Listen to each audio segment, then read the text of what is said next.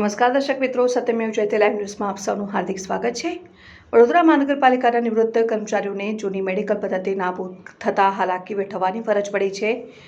આજ રોજ કર્મચારીઓએ પાલિકાની વડી કચેરી ખાતે મોરચો માંડી ઉગ્ર રજૂઆત કરી। વડોદરા મહાનગરપાલિકાના પૂર્વ કર્મચારીઓ હાલના પેન્શનર કર્મચારીઓ છે, તેઓને મેડિકલ માટે હાલાકીનો સામનો કરવો પડી રહ્યો છે। જૂની પદ્ધતિ મુજબ તમામ પ્રકારની દવાઓ તેઓને મળી રહેતી હતી અને તથા સુવિધા પણ સારી મળી રહેતી હતી।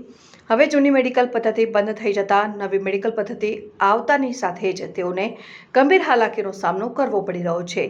પોતાના ડોક્ટરે પ્રિસ્ક્રાઇબ કરેલી દવાઓ નહીં પણ જેનેરિક દવાઓ આપીને તેઓને કામ ચલાવવાનું કહેવામાં આવી રહ્યું છે। વારંવાર રજૂઆત કરવા છતાં પણ આજ દિન સુધી માંગણી સ્વીકારવામાં નહીં આવતા આજે ફરી એક વખત કર્મચારીઓએ પાલિકાની વડી કચેરી ખાતે મોરચો માંડી સ્થાયી સમિતિના અધ્યક્ષ ડોક્ટર શીતલ મિસ્ત્રીને રજૂઆત કરી હતી। ત્યારે તેમના થકી નિવૃત્ત કર્મચારીઓને આ મામલે આગામી એપ્રિલ મહિના સુધી રાહ જોવી તેમની સમસ્યાઓનું નિરાકરણ લાવવા ખાતરી આપતા નિવૃત્ત કર્મચારીઓમાં આનંદની લાગણી જોવા મળી હતી।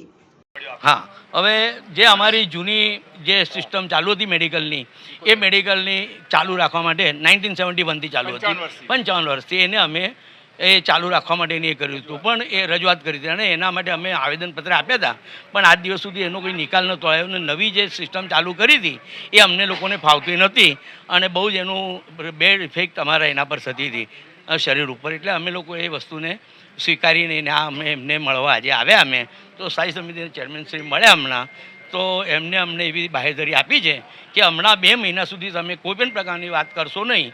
તમારી જૂની સિસ્ટમ છે એને દાખલ કરી એપ્રિલથી લગભગ ચાલુ કરવાનું બોલે હું એ કરીશ। બધાનો સાથ અને સહકાર મારા સ્થાયી સમિતિના જે સભ્યો છે એમનો અને 5A અને એમની ઉપર જે કંઈ એમની જે કમિટી છે એની સાથે ચર્ચા કરીને હું તમારી 2 મહિનામાં આનું સોલ્વ। પણ કમિશનર તરફથી એક દરખાસ્ત બોલે આ બાજુ થાય એવી રીતનાનું એ કરજો। તો મેં તો સાહેબ તમે જ આ બાજુ ધ્યાન રાખજો, પણ 2 મહિના સુધી આપણે હમણાં કશું કરવાનું નથી અને 2 મહિનામાં એ આનો નિકાલ લાવીને જૂની સિસ્ટમ ચાલુ કરવા માટેની બાહેધરી આપેલી છે।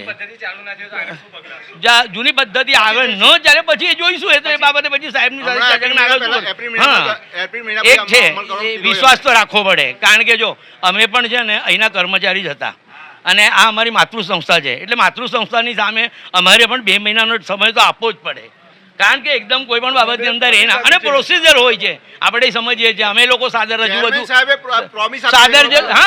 જદુર વગેરે લખતા હોઈએ છીએ, એટલે અમે તો જાણીએ છીએ આ બધી વસ્તુ। એટલે અને એના માટે એમને જે 2 મહિનાની એ આપી છે એના માટે અમે મુદત એમાં કરવાનું બાહેધરી આપી છે।